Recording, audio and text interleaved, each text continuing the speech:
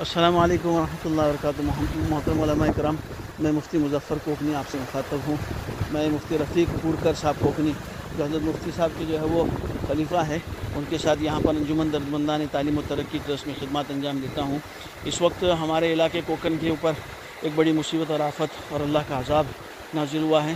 سیلاب کی حالت بہت زیادہ بگڑی ہوئی ہے اور لوگ گھروں میں پھنسے ہوئے ہیں۔ خود حضرت مفتی رفیق صاحب بھی جو ہے وہ گھر میں پھنسے ہوئے ہیں اپنی پوری فیملی کے ساتھ، اور دیگر علماء اکرام بھی جو ہے وہ اس سلسلے میں جو ہے وہ پھنسے ہوئے ہیں، اور رابطہ پورا ختم ہو چکا ہے، کوئی رابطہ نہیں ہے۔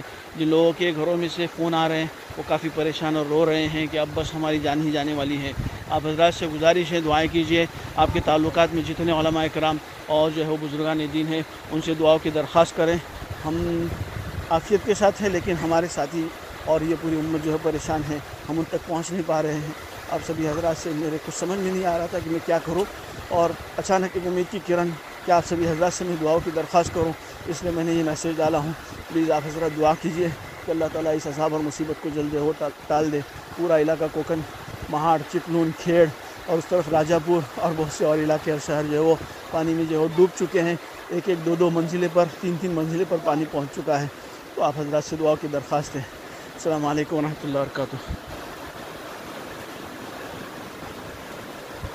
زوی کے اوپر یہ درخت نظر آ رہے ہیں، باقی ڈوب چکی ہے۔